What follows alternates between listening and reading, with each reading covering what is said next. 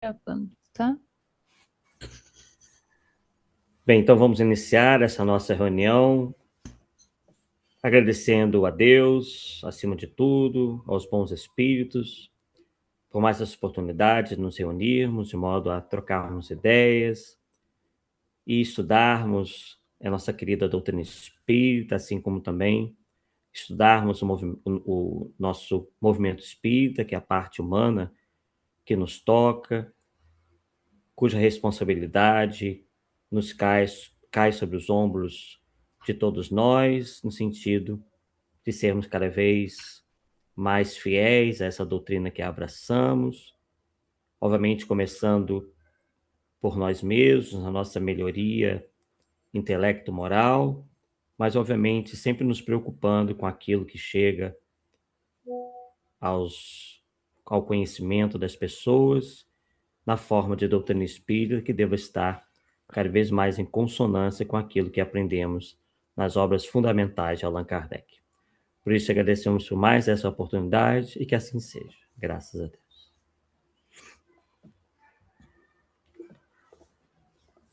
Então, vamos aí agradecer, né, mais uma vez, a oportunidade de estarmos aqui reunidos para falarmos sobre esse tema, né, que nós consideramos assim tão interessante, que nós intitulamos como Os Cavalos de Troia do Espiritismo. E, obviamente, como estamos vendo aí, sabemos muito bem da lenda, né, de Troia, onde os troianos acreditavam, né, que um grande cavalo de madeira teria sido a eles oferecido de presente pelo exército grego como um sinal de rendição. No entanto, né, sabemos também que tudo não passou de uma grande ideia de Odisseu, né, esse grande guerreiro que pensou, arquitetou uma maneira de entrar em Troia sem despertar a desconfiança dos seus inimigos troianos, né? A guerra entre Grécia e Troia. E aí, esse presente foi recebido com festa e júbilo, segundo consta na história, né? E o grande cavalo, esse grande cavalo aí, né, feito a princípio de madeira, pelo que se conta, abrigava dezenas de soldados em seu interior, já que bem tarde já da noite, eles se aproveitando do cansaço, né, e até da ressaca provocada pelos intensos festejos troianos, porque aquilo ali foi é, o fim da guerra, digamos assim, né? Então tinha que ser comemorada. E aí, então eles se aproveitam onde a maioria já tinha se retirado ou estava ainda embebedada de ressaca, saíram de dentro do cavalo, que era o seu esconderijo, abriram os portões da cidade, que eles já estavam lá dentro, saíram, abriram os portões e há outros, né, milhares de soldados escondidos do lado de fora, que então tomaram a cidade logo após, saqueando-a e incendiando-a. Pois bem, e infelizmente nada muito diferente dessa conhecida história tem ocorrido com o nosso querido movimento espírita, praticamente desde que o espiritismo deu na França os seus primeiros passos. Então, inicialmente, como nós aprendemos com Kardec, ele relata isso, o espiritismo teve de lutar contra seus inimigos externos. Quem eram os inimigos externos? Os materialistas, os chefes da igreja e os céticos em geral. O que eles tinham em comum? todos estavam interessados em destruir o espiritismo, né? Ou, assim, por duas razões, né? Ou por vê-lo como uma ameaça aos seus interesses de domínio e poder, né? Principalmente os chefes da igreja, ou, como a gente pôde notar nos materialistas e nos céticos em geral, por mero escárnio e aversão à reforma ético-moral que a mensagem espírita trazia desde o princípio em sua filosofia. Claro que uns também alegavam que o espiritismo nada mais é do que nada mais era que uma revivescência da superstição, né, do ocultismo, etc, etc, né? Viu o espiritismo como uma coisa fantasmagórica, né, muito mais voltada às superstições do que a alguma coisa séria. No entanto, o que a gente aprende também com Kardec? Que a maior luta que o espiritismo teve e tem travado tem sido contra seus inimigos externos, ou seja, aqueles que dizem ocupar suas fileiras, mas que, na verdade, tais quais os gregos, nada mais intentam, né, conscientemente ou não, que destruí-lo. Então, vamos pedir aí para passar o slide. Então, temos ali, né, a estratégia de Troia, como acabei de dizer, e o espiritismo sobreviveu aos ataques externos, quer dizer, tanto do clero quanto dos materialistas, dos céticos, mas enfrenta sua maior batalha dentro de suas próprias muralhas, né? Então temos ali do lado direito o exterior, né, ali do cavalo, né, feito de madeira, né? Então esses inimigos não declarados do espiritismo não se utilizam, obviamente, de um cavalo de madeira, mas sim de boas máximas e da caridade. Caridade aí muito entre aspas, né? Por que isso? Porque, obviamente, eles querem enganar os guardas, né? E querem, uma vez lá dentro, abrir os portões para tudo quanto é invencionice, loucura, teses mirabolantes, porque eles sabem que vão agradar o público, vão chamar mais gente para o centro espírita, porque eles estão interessados muito mais em quantidade do que por qualidade, né? Por isso tem muita gente aí alvoroçada, não, porque o espiritismo perdeu adeptos segundo o IBGE. Primeira coisa, o IBGE nunca teve esse objetivo de fazer nenhuma espécie de censo muito preciso em relação ao número de profitentes de religiões, né? Primeira coisa. Né? E em segundo, que não há essa necessidade toda, né? O nosso objetivo não é com multidões dentro dos centros espíritas, claro que ninguém quer centro espírita vazio, não se trata disso, né? Mas aí eles têm muita gente se utilizando disso daí, de que o número de espíritas teria diminuído, para então começar a propor uma série de absurdos para atrair gente, né? Então a gente precisa ficar muito atento em relação a isso. Claro que tem muita gente preocupada, muita gente bem intencionada, mas a gente precisa efetivamente fazer um estudo mais profundo e não achar que o espiritismo deva se adaptar aos gostos das pessoas, porque se fosse assim, né, a gente teria que transformar o centro espírita numa verdadeira escola de samba. As escolas de samba estão sempre cheias. Aqui no Rio de Janeiro é uma loucura. Em São Paulo, acredito que sim, porque o carnaval andou crescendo muito de interesse, né? Então, não é isso. A gente não tem que agradar as massas. Né? O espiritismo ele tem que ser verdadeiramente escolhido e visto com toda a seriedade. E temos ali, né, o simbolismo do interior oco, né?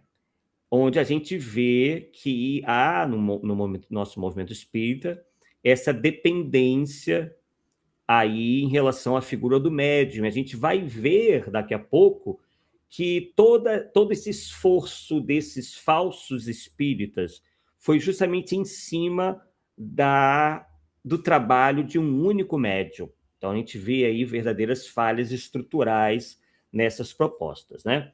E os soldados ocultos são os dogmas antidoutrinários, né? Onde eles fazem esses ataques silenciosos à obra de Kardec, geralmente dizendo que está ultrapassada, que isso e aquilo, e no lugar do espiritismo, ou das bases kardecianas, eles trazem fantasias, ilusões, enfim, uma série de questões aí que se afastam completamente dos propósitos superiores do espiritismo. Podemos passar, por favor.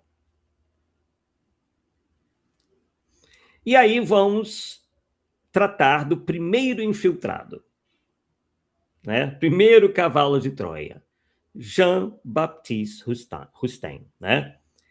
Cuja origem vocês sabem bem, né? Na cidade de Bordeaux, na França, ou Bordeaux, no ano de 1866. A sua obra vetor, Os Quatro Evangelhos. O seu vetor mediúnico, a Émilie Collignon, né? Que reforça aquilo que nós falávamos, né? Quer dizer, proposta em cima de uma única médium, ou de um único médium, isso é uma característica que a gente vai ver, né? Comum entre todos. E a carga ideológica, qual foi? O neodocetismo, que é uma revivescência das teses docetistas, e uma forte influência do catolicismo romano, né? E como se deu isso? Através de um ataque direto, inclusive, onde, em determinado momento, os partidários das ideias de Rustem acusaram né, Kardec de liderar uma, entre aspas, aí, ó, palavras literais deles, uma igrejinha com seus corrilhos entregue a lutas liliputianas. Quer dizer, não salvaram nem o próprio codificador da doutrina, né? Quando se viram aí nessa luta, né, que se travou entre os chamados kardecistas e rustenistas. Então, esse primeiro cavalo de Troia foi inoculado, a gente pode comparar com um vírus letal em nosso meio, né, através dessas ideias docetistas, revividas, né, ressuscitadas por esse advogado bordelense chamado Jean-Baptiste Rustin, com a colaboração de uma única médium, como já dissemos, a Amélie Collignon, que pensaram, eles, poder solapar a obra kardeciana de uma só vez, através de ditados mediúnicos supostamente advindos dos evangelistas Mateus, Marcos, João e Lucas, sob a também suposta e muito suposta coordenação de nada mais, nada menos do que o Espírito Moisés, o mesmo lá do Velho Testamento, né? E aí, de posse de tais muito suspeitas comunicações, né, eivadas de erros crassos e ideias absurdas, de forte influência, como já adiantamos, do pensamento católico, Rustem compilou as obras dos quatro evangelhos, cujo subtítulo é, vocês devem lembrar, Espiritismo Cristão ou Revelação da Revelação. Quer dizer, uma revelação que mal acabava de sair, já havia sido superada por uma outra, contemporânea a esta. Então, veja que nós tivemos a revelação mosaica, passados milhares de anos a revelação cristã, a terceira revelação que foi e é o espiritismo, e aí praticamente mesmo antes de Kardec vir a desencarnar, já tinha uma quarta revelação na cabeça dessas pessoas, né?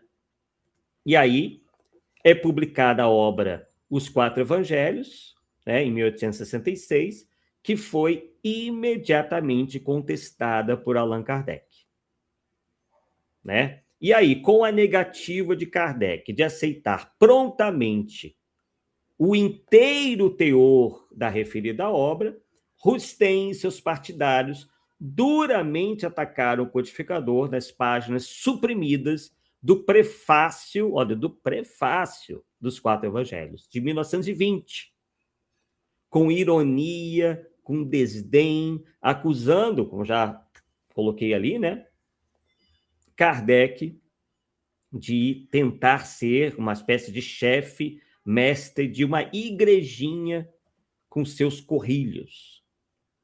E aí, então, ficou evidente, né, que a patente rivalidade, né, a exagerada conta em que Rustem e seus discípulos tinham da sua própria escola, né, supostamente superior à de Kardec, a ponto de poder substituí-la. Né? E aquela época, esse cisma rustenista era confesso. Eles proclamavam, abre aspas, cismas há atualmente, ninguém tem o poder de impedi-los. Então, vejam que os rustenistas tinham essa intenção de causar no espiritismo um cisma. No espiritismo, não. No movimento espírita, um verdadeiro cisma. E o que nós temos no dia de hoje? As ideias sustenistas, apesar da muito baixa vendagem e penetração dessa obra basilar, né, os 4 evangelhos, né, nós temos uma série de obras editadas pela Federação Espírita Brasileira, tais como Brasil, Coração no Mundo, Pátria do Evangelho, o livro O Consolador, o livro Voltei, além de outras menos conhecidas, porém não menos perigosas, obras-primas do pensamento neodocetista, como Elucidações Evangélicas, Elos Doutrinários, A Vida de Jesus, O Cristo de Deus, entre outras, até hoje sendo vendidas na Federação Espírita Brasileira. Eu tive a oportunidade de ir a Brasília recentemente, né, para ir lá para oitiva daquela médium que nos processou e perdeu, e chegamos cedo e fomos levados lá para um confrade espírita, para a Federação Espírita Brasileira, para visitarmos lá. Vimos lá com nossos próprios olhos muitas dessas obras sendo vendidas e todas aí comprometidas com o pensamento rustenista. E aí, para a gente encerrar essa parte, né? Inclusive, pode já, por favor, passar o próximo slide. Então, vamos ver justamente 3 das principais teses doutrinárias defendidas pelo rustenismo. Primeiro ali, o corpo fluídico. A crença de que Jesus não teve corpo material, nascendo de uma gravidez apenas aparente de Maria. Né? Então, essa crença que Jesus teria revestido um corpo fluídico e não físico e nascido de uma virgem, que é um dogma do catolicismo. O espiritismo não tem nada com isso.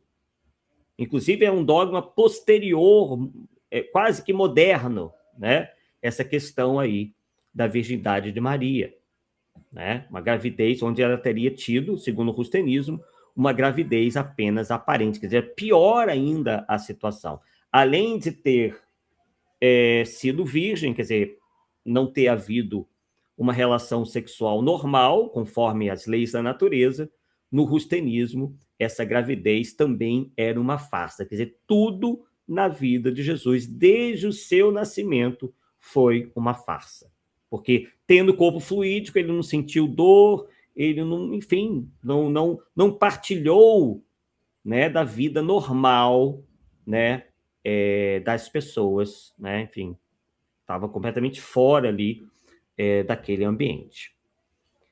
Número 2, a defesa da mente em psicose, como estamos vendo ali, ó, a defesa que os espíritos podem reencarnar como animais, retrocedendo a larvas informes ou criptógamos carnudos. Vocês lembravam ou sabiam dessa, pessoal? De que há no rustenismo uma defesa a mentepsicose? Me digam aí. Não. Não? Pois é. Tá lá. Tá lá. Onde nós encontramos no livro Os Quatro Evangelhos, se vocês quiserem anotar, né? No primeiro volume, no item número 57 a 59, e conforme a edição é a página, está entre a página 317 e 313, onde nós encontramos o que lá, né? Nós encontramos o seguinte, eles dizendo, se encontra lá o seguinte, ó, dizendo que o espírito pode reencarnar na condição de animal, mais especificamente como larvas, aí é o termo utilizado, tá? Larvas informes, chamadas de criptógamos carnudos. Inclusive, há um erro aí terrível, né? Porque criptógamo é um termo voltado para a parte da botânica. Quer dizer, nunca que criptógamo poderia ter alguma coisa a ver com animal. Tá? Tem a ver com a reprodução dos vegetais. Tá? Quer dizer, aí se tem uma verdadeira sincada científica. E aí ele prossegue, uma massa quase inerte de matérias moles e pouco agregadas que rasteja ou antes desliza, tendo os membros, por assim dizer, em estado latente. Então vejam aí, né, que ele passa a dizer que, só para aprofundar um pouquinho mais, né, que um espírito pode, por punição, reencarnar nessa condição de criptógamo carnudo. Seria uma espécie de lesma, tá? Então já sabem, né, pessoal? Já fiquem atentos. Se algum dia vocês encarnarem como lesma, é porque né, foi aí uma punição divina, enfim, conforme explica Rustem, tá? Então, obviamente, nós bem sabemos que isso nunca vai acontecer. Bem, e também vemos aí a encarnação como castigo. No rustenismo, a reencarnação não é uma... A encarnação mesmo, né? Você encarnar pela primeira vez não é uma necessidade, é uma punição, é um castigo. Então, existe essa tese antidoutrinária de que, abre aspas, a reencarnação humana não é uma necessidade, é um castigo. Isso também está lá no primeiro volume dos Quatro Evangelhos, item número 59, páginas 317 a 324. Podem conferir depois, né? Quem tiver acesso a essa obra. Né? E que a encarnação é, em princípio, apenas consequente à primeira falta, aquela que deu causa à queda. Quer dizer, ninguém precisa reencarnar na realidade. Acontece alguma coisa no mundo espiritual que faz com que o indivíduo, por punição, venha a encarnar. Então, é uma doutrina, se é que se pode chamar assim, é uma tese, que não tem nada a ver com o que ensina o Espiritismo. Então, por incrível que pareça, a Federação Espírita Brasileira, né, só muito recentemente retirou aí do seu estatuto essa obrigatoriedade de se estudar Rustem, divulgar Rustem, porém, por outro lado, continua vendendo, né, obras que estão, né, baseadas, né, tem como base esse livro, Os Quatro Evangelhos, de Jean-Baptiste Rustem. Podemos ir, então, para nosso próximo slide, por favor. E aí, como dissemos, né, apesar da baixa vendagem da obra basilar de Rustem, suas ideias antidoutrinárias foram inoculadas, igual um vírus mesmo, em obras best-sellers, como Brasil, Coração do Mundo, Pátria do Evangelho, chanceladas pela Federação Espírita Brasileira. Podemos continuar. Vamos, então, para o nosso segundo infiltrado, o espírito Ramatiz. Espírito, entre aspas, vou explicar o porquê para vocês daqui a pouco. Qual é a origem disso daí? Cidade de Curitiba, né? Nos anos de 1950, né? Da década de 50. Qual é a obra vetor?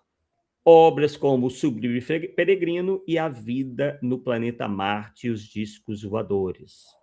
Qual é o vetor mediúnico? Hercílio Mais, também único médium, médium único. Né? Qual é a carga ideológica que contém esses livros? Misticismo oriental e universalismo eclético. Né? Universalismo nada mais é do que uma palavra bonitinha para indicar, né, uma mistura de uma série de doutrinas espiritualistas, né, sem qualquer tipo de coerência entre si. Né? Então, é o que nós verificamos aí nessas obras. Tá? Então, inclusive, temos ali ó, o ultimato do lado direito. Afirmou Hercílio Mais, né? Dizia receber esse espírito, afirmou audaciosamente que o espiritismo naufragará se não aceitar os ensinos do espiritualismo oriental. Então, assim, sendo bem sucinto, na verdade, Hercílio Mais era um indivíduo eclético, um indivíduo que atirava para tudo quanto é lado, achava tudo lindo e achava que o espiritismo tinha que adotar esse mesmo critério, ou falta de critério, né?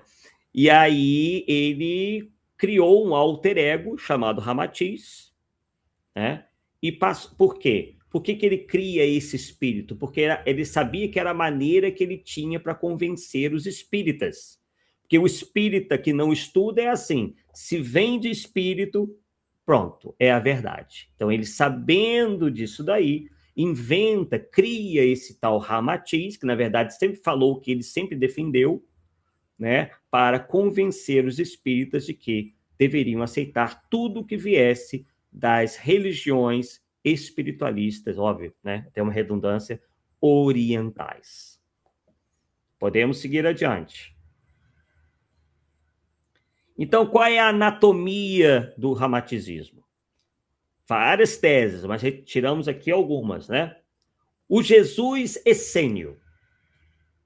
Que Jesus essênio é esse? É a tese de que Jesus foi discípulo dos essênios e apenas um médium para uma entidade arcangélica. Quer dizer, Jesus, na verdade, nunca ensinou nada por si só.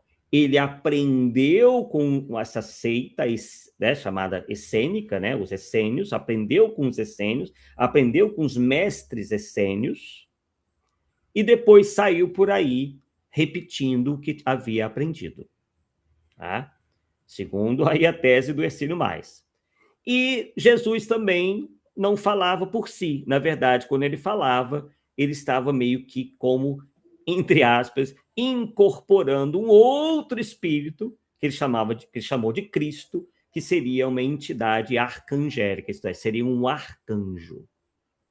Então, é uma maneira sutil de retirar de Jesus todo o mérito, toda a sabedoria, toda a sua condição de espírito mais adiantado que aqui já esteve, né? E dizer, não, os mestres de Jesus são os essênios.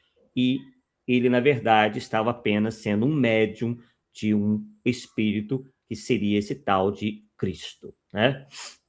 Qual é a outra anatomia aí, né? Outra característica anatômica do ramatizismo? A falsa topografia. Topografia da onde? Do planeta Marte.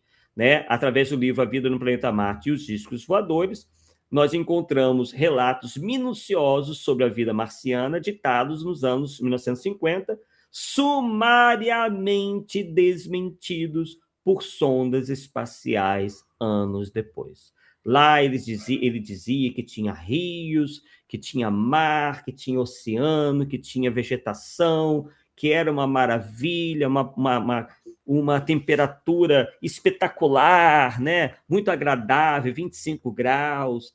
e a gente hoje sabe que não é nada disso. Na verdade, nós descobrimos que Hercílio Mais copiou um livro do teosofista Charles Leadbeater, publicado no início do século XX, né, que, na verdade, muito poucos conheciam. Leadbeater dizia ter tido uma viagem, uma espécie de viagem clarividente, é assim que ele fala, né? Tido uma clarividência e teria viajado psiquicamente até Marte e trazido essas informações. Nós, inclusive, fizemos um estudo onde nós chegamos à conclusão, quer dizer, através de certos programas de computador, de que há ali um percentual altíssimo de plágio. Hercílio Mais nada mais fez do que plagiar obras da teosofia. Lá no meu canal tem tudo aí. E os falsos rótulos? Centros que ostentam espírita na fachada, mas veiculam práticas estranhas à codificação, sob a desculpa de não seguirem convenções. É o que eles dizem, né? Como desculpa aí para começarem a incluir, né, tentar adicionar essas ideias ao movimento espírita. Então, não foi muito diferente da estratégia rustenista, né, em que o ramaticismo trouxe antigas ideias do antigo espiritualismo oriental, travestidas de novidades, né, dessa feita explorando já a tendência místico-esotérica, enquanto que em Rustem a gente tem aí a exploração das teses do catolicismo romano, das seitas cristãs dos primeiros séculos depois de Cristo, defendidos por Rustem e seus adeptos.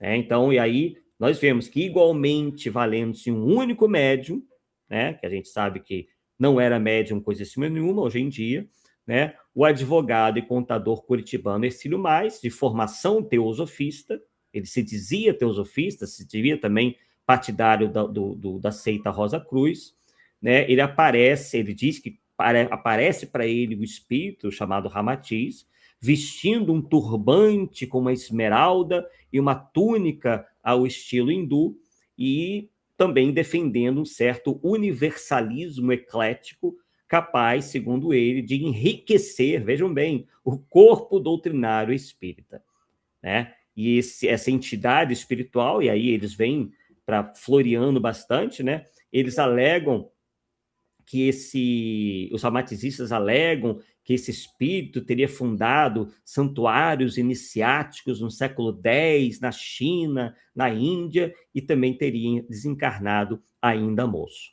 Ele alega também ter tido posições de destaque, esse espírito, na mitológica Atlântida, que hoje sabemos que é apenas um mito, né? Já fizemos um estudo aqui juntos, né? Onde a gente mostrou, né, conseguiu mostrar, e também publicamos um livro a respeito disso, de como que essa ideia de Atlântida foi se modificando ao longo do tempo para atender aí uma série de interesses, né? Tudo sem prova nenhuma.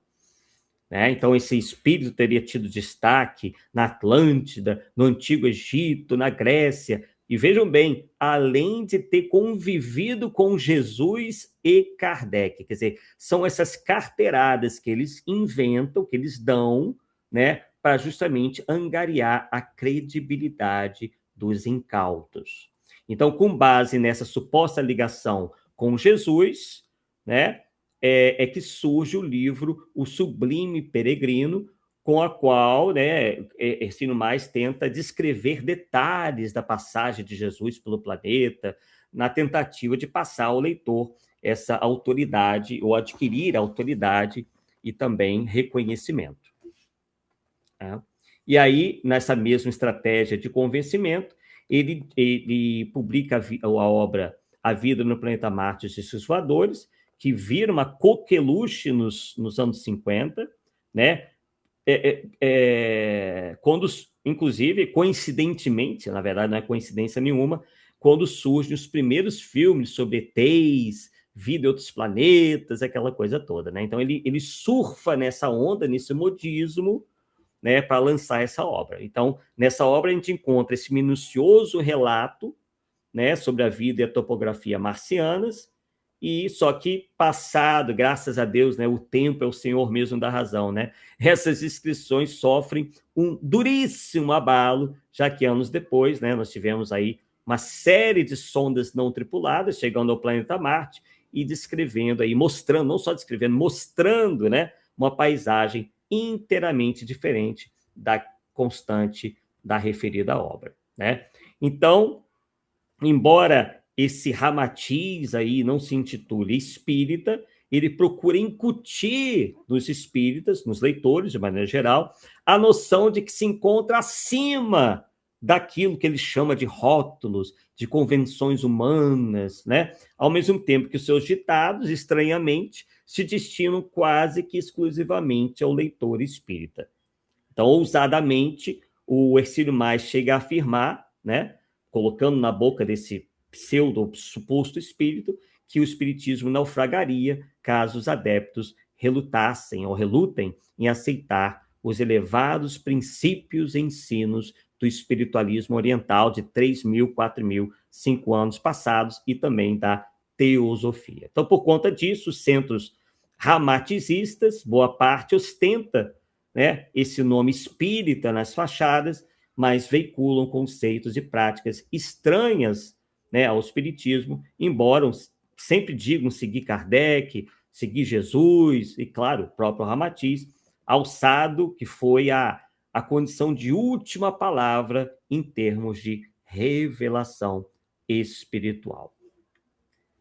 Podemos, então, continuar o nosso próximo slide. Maravilha. Então, eu começo a ver aí, ó, o choque das revelações, né? Então, temos ali a fonte de informação para nós espíritas, segundo Allan Kardec, segundo os espíritos superiores. Qual é a fonte da informação?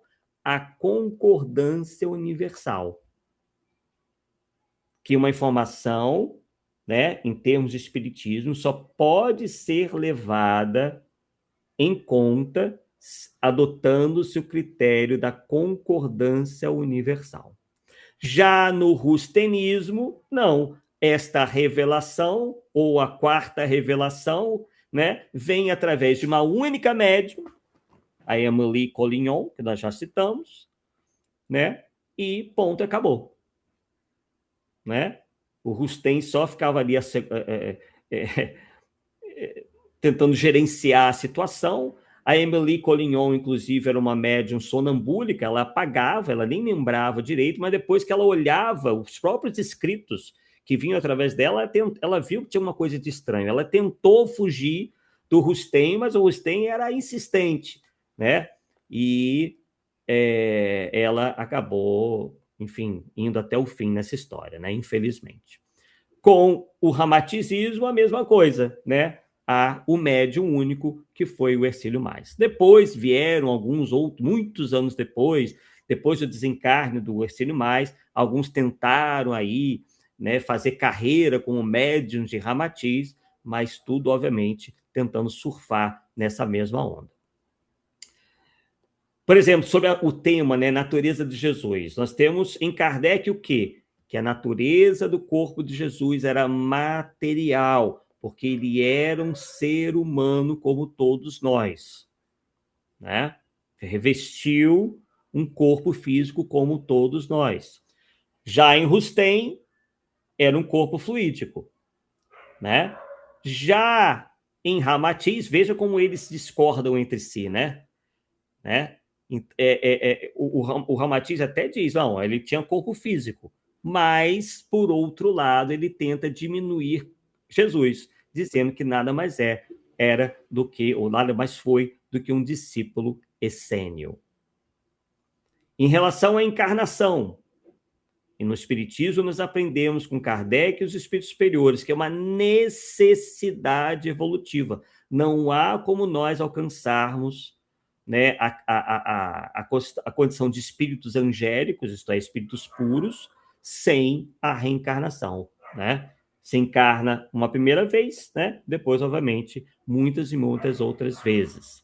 Já em Rustem, como já dissemos, é um castigo da queda, né? Quer dizer, o espírito no mundo espiritual se rebela, cai, e aí, como castigo, ele encarna. E em Ramatiz, né, ele não entra nesses aspectos, mas, por outro lado, ele vem trazendo uma série de superstições ou teses completamente antidoutrinárias, oriundos do espiritualismo genérico, principalmente do mundo oriental, né?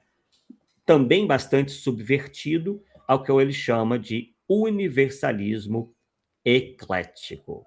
Tá? Bem, podemos prosseguir. Perfeito. A permissão divina e a mecânica do erro. Porque muitos nos questionam, e nós às vezes, né, já nos questionamos, por que que Deus, ou por que que os espíritos elevados permitem o uso de nomes respeitáveis para semear o erro? Né? Por que que acontece, por que que ocorrem essas manifestações apócrifas dos espíritos? Né? Como é que os espíritos elevados permitem que isso ocorra? E aí nós aprendemos também com o Espiritismo que essa permissão não existe. O engano reflete nossa própria imperfeição. Por que que nós nos enganamos? Porque nós somos imperfeitos. E aí, por sermos imperfeitos, nós temos preguiça de estudar, preguiça de comparar, preguiça de pesquisar, preguiça de ler, preguiça de tudo.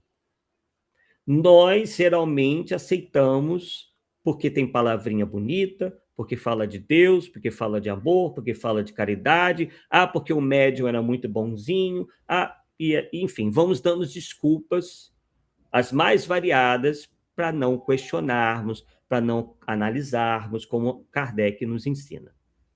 E Deus permite que isso ocorra para provar a nossa perseverança, o nosso discernimento e ensinar a distinguir a verdade do erro. Assim ocorre também na ciência. A ciência tem que errar muitas vezes para alcançar a verdade, assim mesmo a verdade relativa, porque sempre tem alguma coisa a acrescentar, né?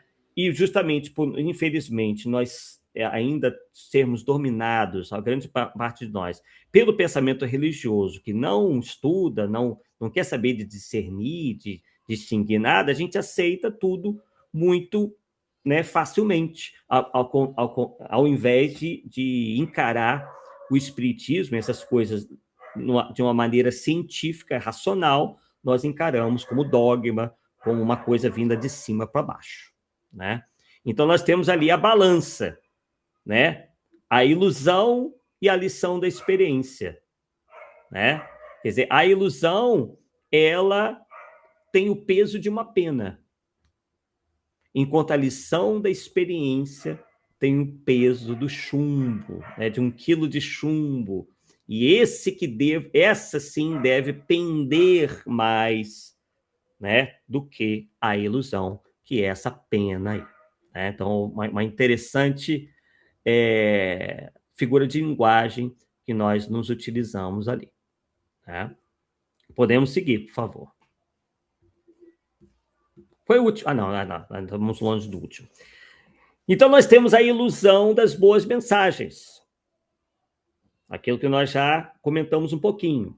Espíritos levianos também ditam sentenças. Porém, é pela constante uniformidade das boas comunicações que se reconhece a presença dos bons espíritos. Veja que Rustem foi logo acreditando nesses espíritos que apareceram, foi acreditando de cara, achando que realmente eram os evangelistas, achando que realmente era Moisés, e pronto, acabou. Ele não pôs a teste, não pôs a prova, não conviveu, digamos assim, com esses espíritos através de um trabalho mais longo, onde houvesse um questionamento, onde houvesse uma análise das comunicações, pelo menos a médio prazo. Não. Ele já se investiu na condição de missionário, possivelmente enciumado em relação ao destaque de Allan Kardec, e se investiu aí de missionário da quarta revelação. Então veja que também aí nós vemos as imperfeições morais, né? Embora a preguiça já foi citada, é uma grande imperfeição moral, mas aí ela vem acompanhada do orgulho e da vaidade, né? Então, que são realmente fatores que pesam muito também nessa balança, induzindo muitos de nós a terríveis erros. E aí o erro de boa fé. Quer dizer, nem sempre há má fé, né? Às vezes a pessoa não está realmente, pelo menos conscientemente, desejando causar nenhum mal ao espiritismo, nada disso. Porque há espíritos bons, como diz ali, mais ignorantes. Quer dizer, tanto a parte do encarnado quanto do desencarnado, né? Principalmente no mundo espiritual, já que essas histórias, né, teriam vindo aí dos espíritos, a princípio, a gente sabe que há espíritos bons, bem intencionados, mas ignorantes, que podem enganar-se e misturar verdades com erros de forma inconsciente. Talvez até pudesse aí se encaixar na classificação, na classe dos espíritos pseudo-sábios, não é mesmo? E aí nós temos ali, ó, boas máximas de caridade de um lado e ideias e absurdas e erros. Quer dizer, tudo misturado, digamos assim, né? De certa forma, tudo ali no mesmo copo, como está mostrando ali, né? E aí nós nós aprendemos no livro dos médiuns que a grande massa do bem cobre a pequena porção do mal. Quer dizer, o bem aí sempre prevalece, né? Só que às vezes, né, o mal se mistura e a gente precisa estar atento para poder fazer esta distinção. Vamos lá, podemos seguir. E tivemos o alerta de Erasto, em Bordeaux, da cidade de Bordeaux, 1862, onde ele nos disse o seguinte, né, como um alerta, como uma advertência.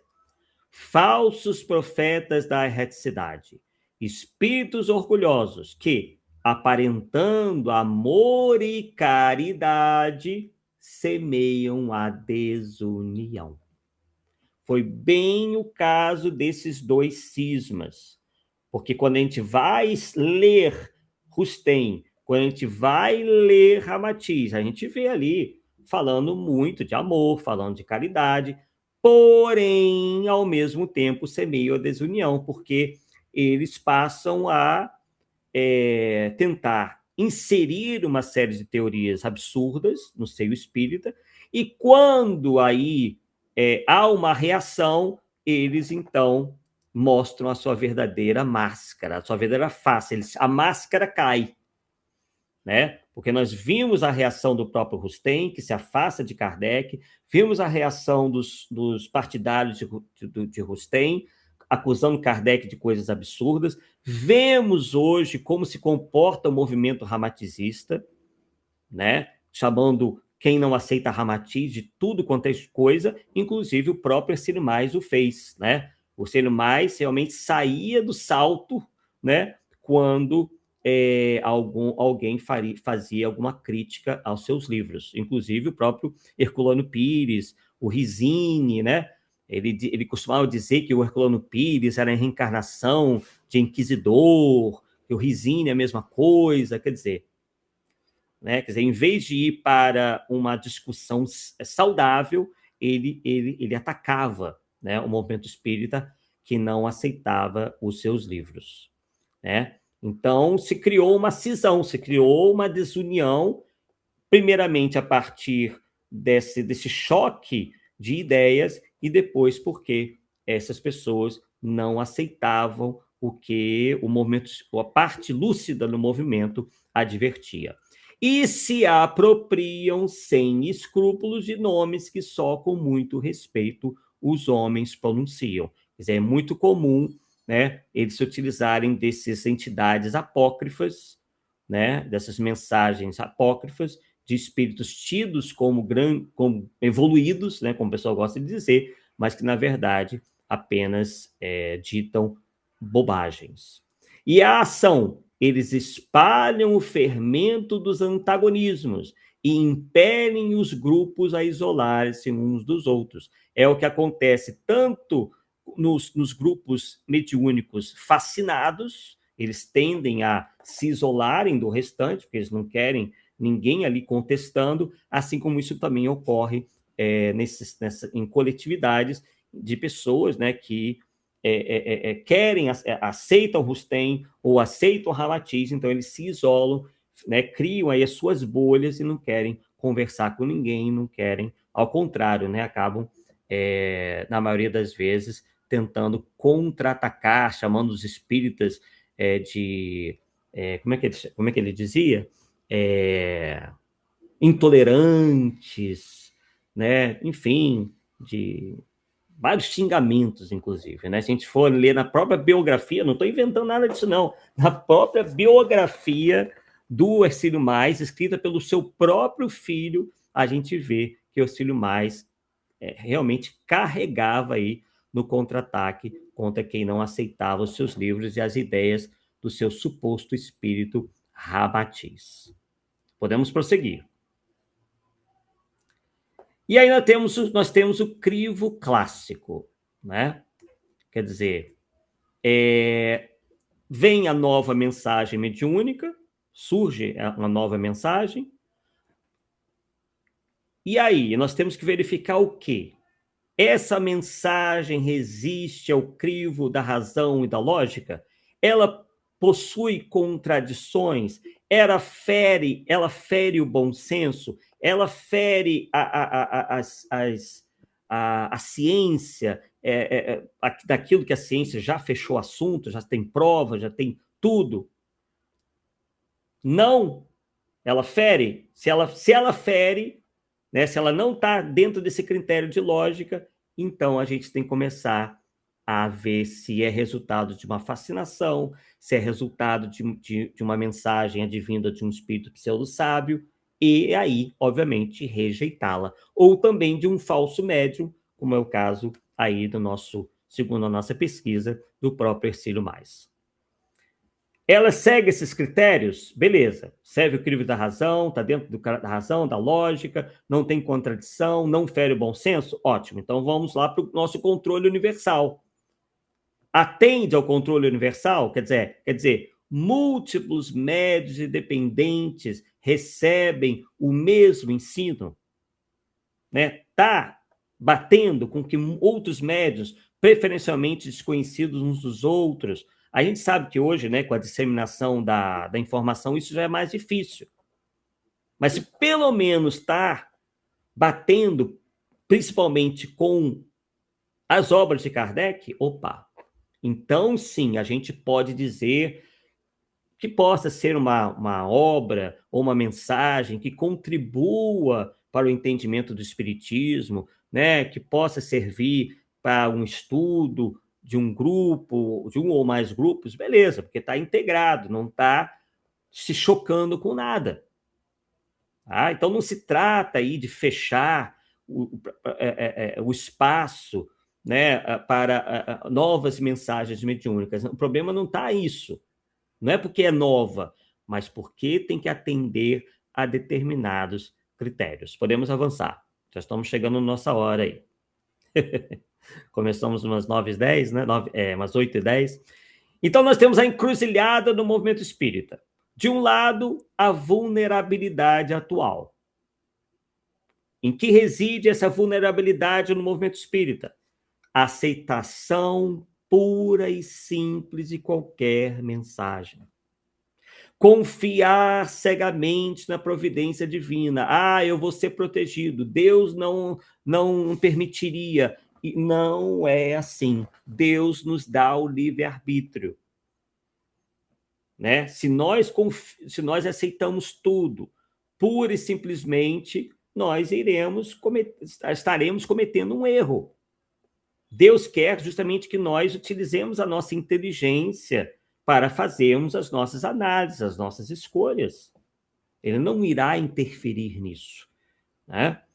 O risco de tornar, e aí nós temos o risco de tornar o espiritismo uma colcha de retalhos, coisa que a gente já anda vendo aí. Não o espiritismo em si, enquanto a obra, mas o movimento espírita. Tá? E qual é o padrão que a gente deva seguir? O padrão kardeciano, que é o padrão onde se deva fazer uma análise rigorosa das mensagens, rigorosa mesmo, sem emoção, sem ficar com pena do médium, nada disso. Estudo sério das obras fundamentais do Espiritismo, como o pessoal fala, as obras da codificação espírita, e proteger as muralhas contra os novos cavalos de Troia. Apertar esse cerco. E é um trabalho que cabe a todos nós, nos centros espíritas, com os nossos outros confrades espíritas. Não é para brigar, é simplesmente dizer, olha, fulano, você me passou esse livro aqui, mas olha só o que esse livro está dizendo. Olha só o que essa mensagem está dizendo. Isso não está batendo por causa disso, daquilo. Olha o linguajar que esse espírito está adotando. Enfim, são vários fatores que têm que ser analisados. Prossigamos. E aí nós temos o todo monolítico, uma expressão utilizada por Herculano Pires, né? Herculano Pires dizia: o espiritismo é um só, aquele contido nas obras kardecianas, sem enxertias e adulterações, capaz de responder às mais graves questões espirituais por ainda muito tempo. Então, essa história de quarta revelação, essa história de espírito aparecendo para falar novidades, se não tiver amparado no critério da lógica, da razão, da concordância, esquece. É apenas um espírito tentando impor a sua ideia. Isso quando for um falso médium aí, querendo trazer alguma novidade para ele ficar bem na fita, né?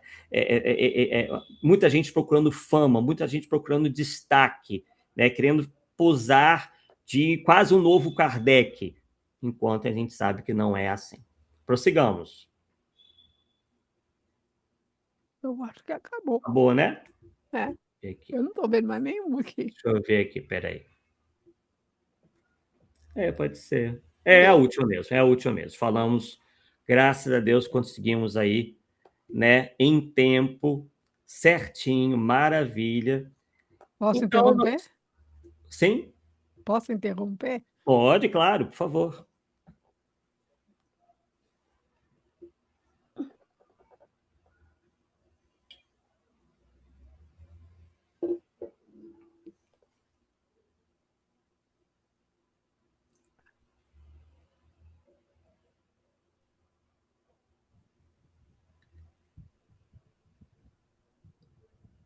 Ninguém vai falar nada? Você falou que interrompeu, eu achei que você ia fazer uma colocação, desculpa. Não, interrompeu slides. Os slides. Eu Também tenho entendi uma assim. colocação. Você não acha que isso foi de propósito da Igreja Católica, não? De uma maneira de você desacreditar uma ideia?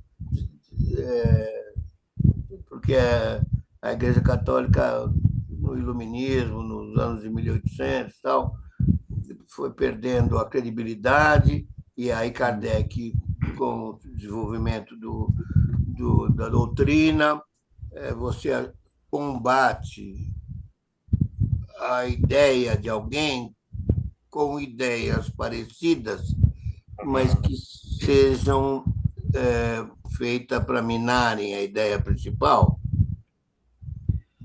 Olha, eu não vou poder responder porque eu particularmente nunca vi nenhuma influência ou tentativa de influência direta da Igreja Católica, pelo menos nesses cismas aí, né?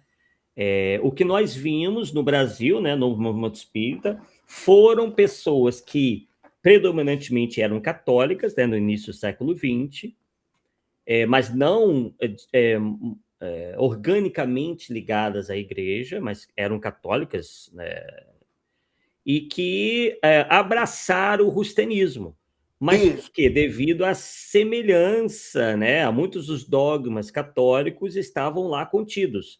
Então, foi uma maneira que eles arrumaram, né? Esses personagens do movimento espírita do início do século XX, de tentar coadunar o espiritismo com as suas crenças católicas, né? E aí somadas às ideias do docetismo, né? Como do corpo fluídico de Jesus e aquela coisa toda, né? Mas aí eu devo ter interpretado mal a sua pergunta, né? Não, não, você Realmente, é interpretou uma bem. influência grande. É assim, o inimigo do meu inimigo é meu amigo, você entendeu? Uhum. Então, como que Rustem tinha tanto poder de divulgar as suas ideias? Qual era o poder do cara? Pô, ele era um espírita de grande influência já na cidade de Bordeaux, né? Ele era um advogado muito bem sucedido, inclusive, tinha muito dinheiro, né? Uma situação bem melhor que a de Kardec, né? E justamente levado para essa vaidade, esse orgulho, ele achou que, né, Kardec tinha que aceitar a obra dele por inteiro. Kardec foi muito. Por que Kardec foi tão diplomático com Rustem? Justamente pela influência dele no movimento espírita bordelense. Ele não queria ter um choque, ele não queria ter um choque com Rustem, ele não queria envergonhar Rustem, não queria um confronto, não queria descredibilizar Rustem. Por isso que ele é tão leve na crítica. Olha, ele disse, né, que era uma obra prolixa, que ele não seria ele tornaria aquilo um livro só e não 4. Ele fala que tem muitas teses ali que não dá para aceitar. E aí Rustem se afasta de Kardec, e aí muitas pessoas se afeiçoam à ideia de Rustem, né?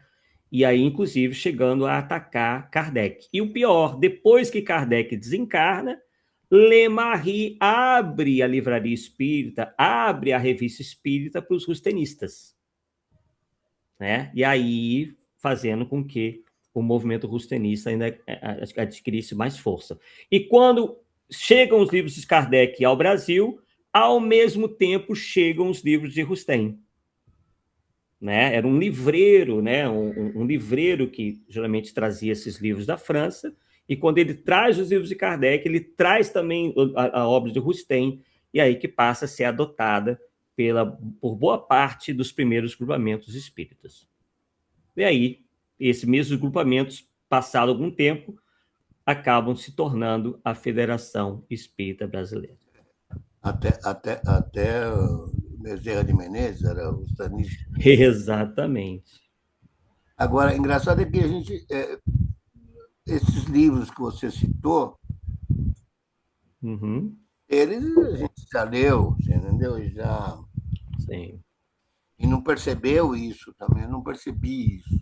Agora vou ler de novo, entendeu? Brasil, coração do mundo, muita gente lê e não se percebe, porque não leu Rustem. Então, acha que aquilo ali Mas quem lê Rustem e lê Brasil, coração do mundo, vê que a linguagem é a mesma, né? Tanto é que nesses grupos rustenistas, surge o espírito que se auto-intitula Anjo Ismael. É o Anjo Ismael que, desde o primeiro momento, estimula o estudo e a divulgação das obras de Rustem. E aí é que surge a ideia de que Ismael é o responsável espiritual pelo Brasil, é de grupos sustenistas. E quando a gente lê Brasil, Coração do Mundo, Padre do Evangelho, né, a gente vê Ismael sendo citado, a gente vê essa coisa que Ismael traz de que a Federação Espírita Brasileira é a casa máter do espiritismo, né? Todas essas teses que estão no Brasil, Coração do Mundo são ideias do rustenismo e dos rustenistas do início do século XX. Finalzinho do século XIX e início do século XX. Ismael é muito citado pelo movimento espírita. Mal sabe o que Ismael ditava, né? Mal sabe. Puxa vida.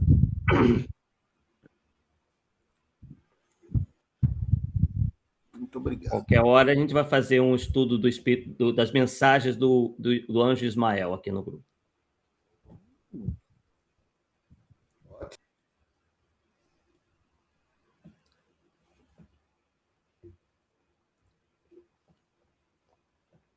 Muita coisa mesmo. Daí a gente começa a entender isso tudo, né? Com muito mais clareza. Por que que o movimento espírita tem esse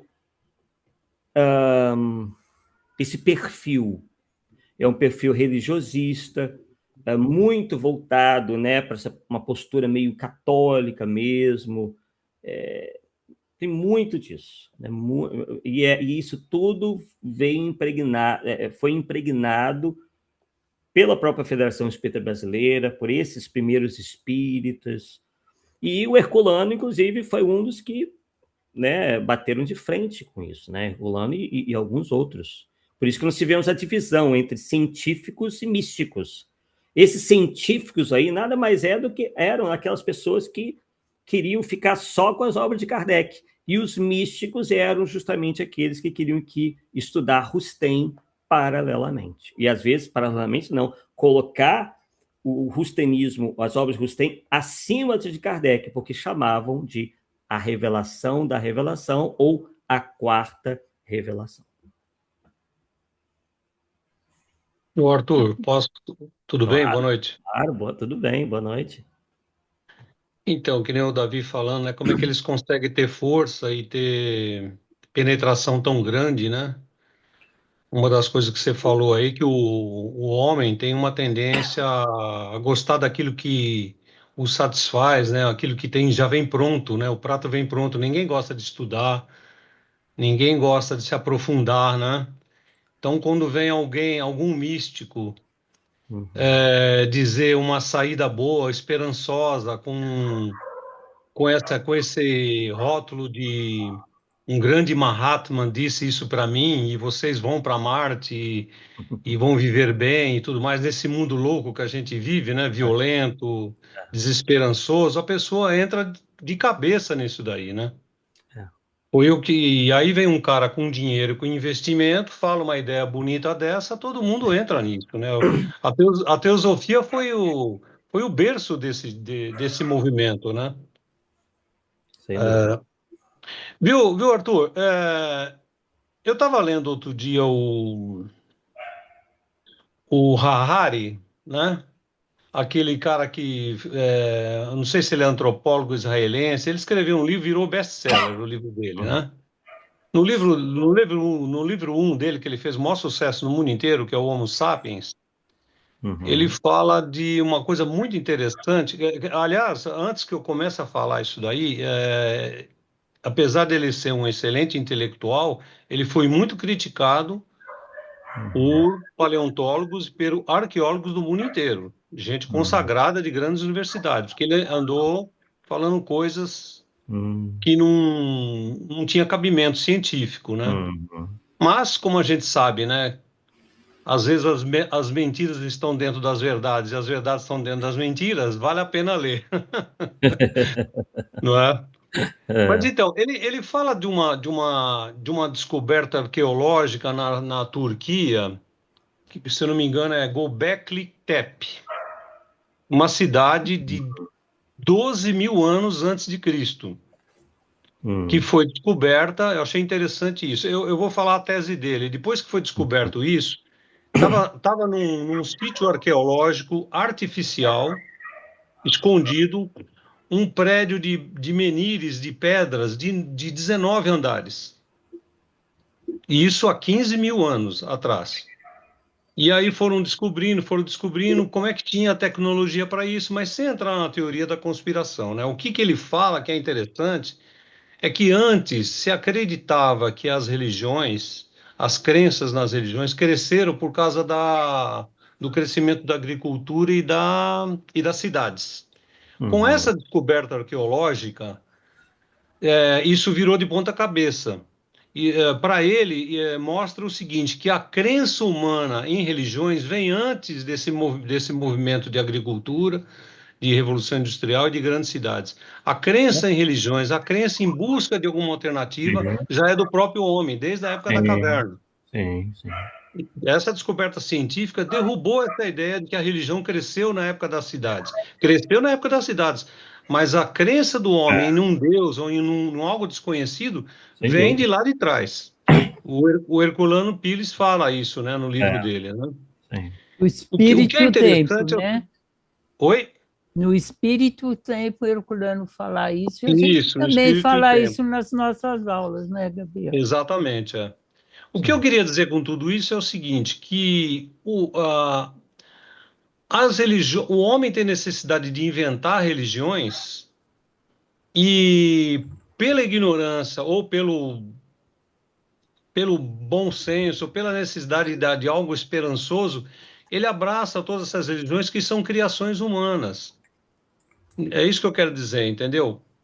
Depois aparecem os filósofos, os pensadores dizendo que a religião é o ópio do povo, a religião sectariza, a religião deixa as pessoas cegas e tudo mais, mas muito antes disso, dessas análises filosóficas, desses pensadores, do iluminismo e tudo mais, a gente entende o seguinte, que essa necessidade de busca de uma crença, de busca em algo desconhecido, seja um deus ou seja vários deuses, né? Depois surgiram os deuses da natureza, né? Faz com que o homem crie uma religião que, na verdade, no mundo espiritual não existe. Isso é uma coisa terrena, terráquea. Uhum. Nada disso existe. Isso tudo são... E os homens têm necessidade de rituais, não é? Por isso que esses Rustem, esses Ramatiz, essa turma dá certo. A teosofia dá certo, porque a gente está sempre em busca dessas coisas, a gente está sempre em busca de alguém que nos dá uma verdade mágica, imediata. Não é mesmo? Exato. Concordo plenamente. E a sua aula vai de encontro a tudo isso, né? A todos esses cavalos de Troias aí que surgiram, né? Combatendo o espiritismo, né? Sim. Só isso que eu queria falar, né? Se você concorda Agradeço. também com essa tese do Harari, tá? Olha, o fato dos arqueólogos contestarem é algo que a gente tem que começar a ver que não deve ser à toa. Pelo menos essa parte aí da cidade aí, eu acho que deva ser melhor investigada realmente. Achei um tanto estranha. É isso que ele fala. A crença não veio com as cidades, com as religiões criadas Não, no quanto mundo a isso, civilizado. né? Quanto a isso, concordo Que plenamente. bate com o Herculano Pires, né? Sim, totalmente. Muito bem, muito obrigado, viu? Eu que agradeço. Boa noite. Eu queria agradecer a você, Arthur, porque a gente sempre ouve falar de rustanguismo, falar de vários cavalos, mas a gente não sabia exatamente a história como que era. Então, eu Sim. queria agradecer a você, no meu nome pessoal, no nome do NEF, porque clareou muito a gente em relação a isso. Segundo, eu queria dizer que, para o Gabriel, que no segundo ano nós temos 2 aulas de Deus, onde nós explicamos exatamente como é que funciona a ideia de Deus, de onde vem, é muito bem colocado. Então, para ele voltar lá e dar uma assistidinha, que ele vai gostar. Tá bom? Desculpe eu interromper, mas era isso. Muito obrigada. Eu que agradeço. Obrigado pela dica. Fala, Rogério. Sim, boa noite. Boa noite. Arthur, Sim. como sempre, muito feliz as colocações e estava recordando aqui, né, foi uma aula bastante didática, como a Tereza disse.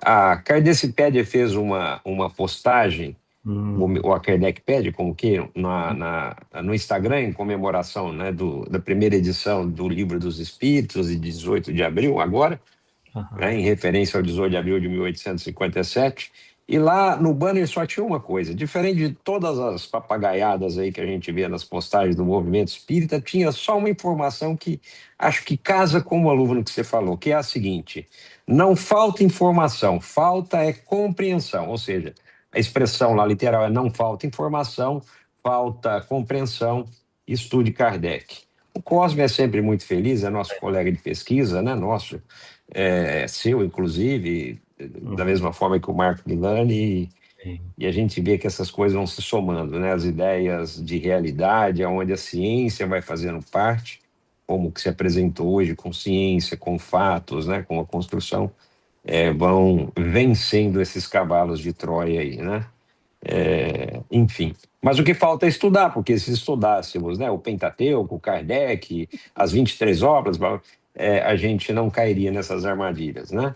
Nem de ovoide, nem de colônia, nem de Vale dos Suicidas, e vai por diante. Obrigado, boa noite. Boa noite, obrigado. Eu tenho que concordar, realmente. Eu acho que também o estudo da história, né, de como as coisas se processaram, ajudam bastante a gente entender esses bastidores, a própria história do espiritismo, com Kardec ainda encarnado, e o que aconteceu depois, né? O movimento espírita realmente perde a mão na França, já com Ley-Marie. Na minha opinião, ele falhou bastante. Não estou dizendo que ele houvesse uma intenção, mas ele era uma pessoa sem a firmeza suficiente, não tinha a mesma firmeza de Kardec, queria agradar gregos e troianos, ele tinha medo de que, por exemplo, a livraria espírita fosse à falência, então começou a aceitar as obras da teosofia, a aceitar a colaboração dos espiritualistas de maneira geral, dos sustenistas, enfim, né? Aí começa essa história, né, de que se é muito fraterno quando você começa a abrir para todo mundo, enquanto não, né? Ele não teve essa firmeza que teve Kardec. E aí, óbvio, ocorre uma série de outros fenômenos, as próprias duas guerras, a própria Guerra Franco-Prussiana, que fez com que também o movimento espírita se dispersasse, né?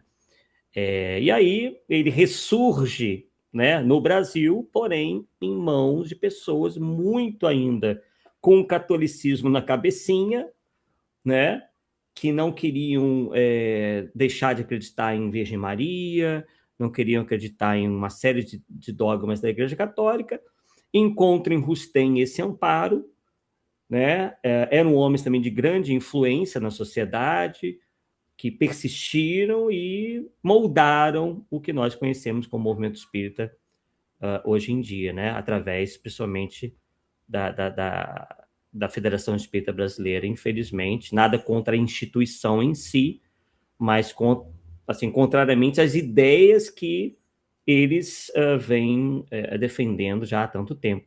Inclusive, foram poucos os presidentes da Federação Espírita Brasileira que não foram rustenistas, né?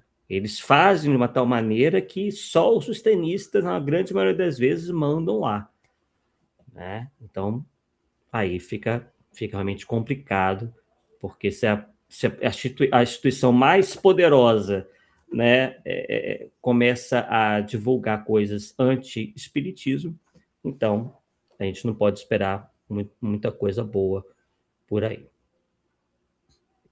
Ele usou uma expressão que eu vou adotar ela, o movimento, lá no início dos seus slides, o movimento espírita é igual à parte humana. Essa parte humana, né, imperfeita, na nossa condição dos espíritos que reencarnam na Terra, está bem lesma no sentido da lesma lá, não da lesma animal, mas a lesma que não anda e quando anda vai, né, nesse sentido. Além do Rusteng, nós temos ainda um enxerto muito grande de Ramatiz, que povoa, né, no movimento espírita aí, entre aspas, organizado. Obrigado. Nada. Sidney. Não, olha só, uma coisa que eu sempre digo, eu me preocupo muitas vezes, para a gente tomar cuidado para não jogar a água da bacia com o bebê dentro, né? Então, porque se nós analisarmos, o próprio Kardec disse, se a ciência provar, você disse isso também, né? Fiquemos com a ciência. Não é porque quando a gente fala que fica sempre com o Kardec, a gente esquece do progressismo, a necessidade de termos essa consciência de progressistas, né? Porque senão a gente fica estacionado dentro de um processo e sabemos e esperamos, eu espero, né, que um dia tenhamos mais informação do que ele pode nos trazer. Claro. E eu não vou dizer que ele seja superado, mas que ele seja acrescentadas Sim. informações que possam nos Segura. esclarecer um pouco mais, né, segundo o nosso grau de evolução. Para mim, só essa. Sim, sim. Não se trata de não aceitar, né? Mas aceitar com critério, né? Novas contribuições, sem dúvida.